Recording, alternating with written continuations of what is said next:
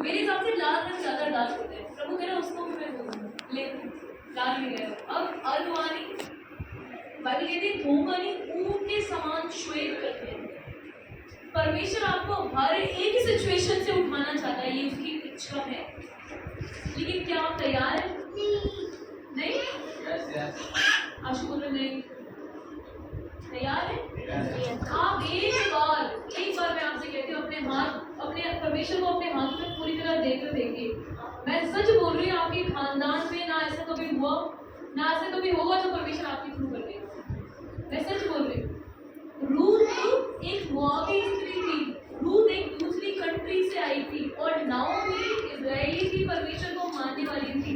लेकिन उसने हरियाली देखकर अपना देश छोड़ दिया और मोआब में चली गई, और वो मोआब छोड़कर अपनी सास नाओमी के पीछे आ गई। और बाइबल में नाओमी का नाम नहीं है, उसका नाम किस नाम से है? रूथ। एक वो स्त्री जो किसी और देश की है, परमेश्वर से इसका कोई जान पहचान नहीं है, लेकिन उसका जीवन देखकर परमेश्वर ने उसका नाम रखा। आप सोचते हैं ना ये तो बहुत खराब है, इससे तो कुछ नहीं हो सकता, जिंदगी में नहीं सुधर सकता, प्रभु उसी का नाम जीवन की पुस्तक में लिखा। रूथ एक ऐसे देश से थी जिसका परमेश्वर से कोई लेना देना नहीं है, क्योंकि भगवान कोई और ही थे, खुदा कोई और ही थे, लेकिन उसकी जिंदगी इतनी अपने परमेश्वर के पीछे समर्पित कर दी। उसके शब्द ही नहीं थे कि मैं जान तू जाएगी और मैं जाऊंगी, तेरा देश होगा, तेरा परमेश्वर होगा। रूथ ये कह ही नहीं रही थी, रूथ ये कर भी नहीं थी। रूथ अपनी सास नाओमी के पीछे चली गई। और मैं तो बड़ी इस चीज को लेकर शौक होती हूँ कि बाइबल में नाओमी का नाम नहीं है, नाओमी के नाम से किताब नहीं है, रूथ के नाम से किताब है। ये छोटी बात समझते हैं आप, बहुत बड़ी बात है। परमेश्वर ने किसका नाम लिख दिया बाइबल में? आप मत सोचिए कि परमेश्वर मैं कैसे बदलूंगा, आप एक बार कोशिश तो करिए चल के परमेश्वर के साथ चलने की। यशाया 40 उसका 29 निकालेंगे, मुझे सबसे सुंदर वचन लगा, बहुत फेवरेट, मतलब एक कितने टचिंग वर्ड है। यशाया 40 उसका 29। देखो परमेश्वर आपसे, इससे पहले मैं छोटी सी स्टोरी सुनेंगी। एक हस्बैंड वाइफ थे, वाइफ परमेश्वर को मानती थी, और वाइफ अपने हस्बैंड को हमेशा कहती थी प्रार्थना में चलिए, तो हस्बैंड कभी नहीं मानते। ये सच्ची स्टोरी है, पास्टर सोनी करके आप सर्च कर लीजिए, यूट्यूब पे जाइए, चश्मा लगा लेंगे। तो वो अपने हस्बैंड को हमेशा कहती थी आप प्रार्थना में चलिए, वो कभी नहीं मानते थे। फिर एक दिन उनकी पत्नी ने, वो अपने हस्बैंड का नेचर जानती थी, थोड़ा कैरेक्टर अच्छा नहीं है, पर वो फिर भी अपने पति को हमेशा एनकरेज करती थी प्रार्थना में चलिए, सब अच्छा हो जाएगा, हमारी घर की स्थिति अच्छी नहीं है, उत्तराखंड या हिमाचल प्रदेश है। तो वो नहीं मानते थे। एक दिन उनकी पत्नी ने बोला मेरी सारी दोस्त आती है, टीना आती है, नीना आती है, रीना आती है, बहुत अच्छा बताया। तो हस्बैंड कहते हैं मैं ये नाम सुन के बड़ा खुश हुआ, अच्छी भाई आप सुनना, आपको बड़ा अच्छा भी लगेगा। उसके बाद तो मेरी पत्नी ने बोला ना कि मेरी सारी दोस्त आती है, टीना, रीना, मीना, तो मैंने सोचा अब जाऊँगा। अच्छी बात है, मैं इसको गलत नहीं कहती, चलो ठीक है, उन्होंने अपनी बात को एक्सेप्ट तो करा, और वो अपनी पत्नी के साथ किसको देखने के लिए? इंसानों को देखने के लिए,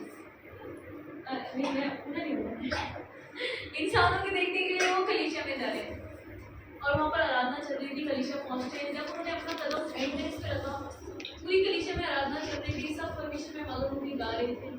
वो अपनी आराधना में जब वो अंदर घुसे, बाइबल के वो कह रहे थे मेरे को समझ नहीं आया कि ना मेरे आंसू रुक रहे थे, ना मेरे कदम एक जगह पर थे, मैं ये भूलिया कि मैं अपनी पत्नी के साथ कलीसिया में हूँ। और मैं सिर्फ उस माहौल को, उस एनवायरनमेंट में हो गया इतना कि कब 3.5-4 घंटे बीत गए, हम घर आए, पति ने पूछा कैसा लगा, अच्छा लगा, चलो ठीक है, बात नहीं करी, संडे जाते रहे, ऐसे करके जाते रहे, अच्छा लगा, परमिशन ने छोड़ा। 1-1.5 या 2 महीने बाद उन्होंने अपनी पत्नी से कहा सुनो यार, अरे उनका नाम याद नहीं आ रहा है, अपनी पत्नी को वो बहुत मारते थे, आप सुना तो भाई बहुत कहते यार सुन जरा मेरी बात, एक बात बता, हम 2 महीने से जा रहे हैं, तूने कुछ नोटिस किया? उन्होंने क्या नोटिस करना बताइए? मेरी 2 महीने हो गए हमने लड़ाई नहीं करी, 2 महीने हो गए हमारे बच्चे बीमार नहीं पड़े, 2 महीने हो गए मुझे कुछ चिंता से नहीं हो रही किसी चीज़ की, 2 महीने हो गए कुछ बदल सा गया, मुझे समझ नहीं आ रहा, मैं बहुत थका हो गया हूँ। कई बार परमेश्वर की चीज़ें हमें फिजिकली नहीं दिखती हैं, पर वो इंटेंजिबल है, नहीं दिखती है, पर वो होना शुरू हो गई। प्रभु ने जब अंजीर के पेड़ को श्राप दिया तो क्या तुरंत सूख गया? लेकिन सूखना शुरू हो चुका था। अगले दिन देखा इट वाज कंप्लीटली ड्राई, पूरी तरह से सूख चुका था।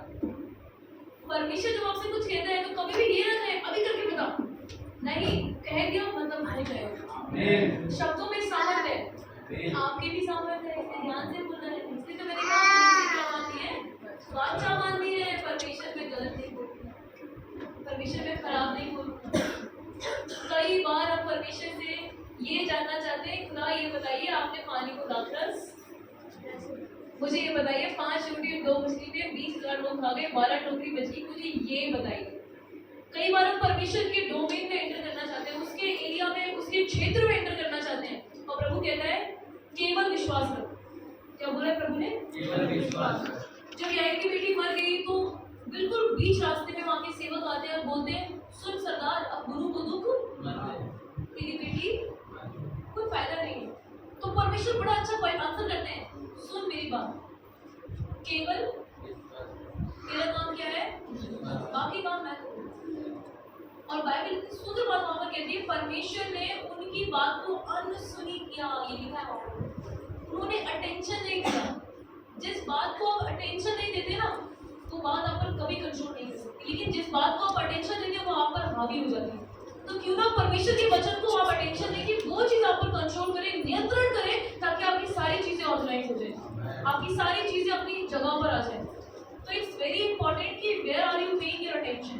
क्या, और इतनी सुंदर बात मैं क्या बताऊं, मैं वो वचन मैंने अपनी बड़ी बाइबल में टिक कर रखा है, 31 से वो सॉरी वो निकालिए आप जरा, 39 निकालना, ये शायद 39 और 39 का 31 निकालिए जरा, मुझे स्क्रीन पे दिखाइए।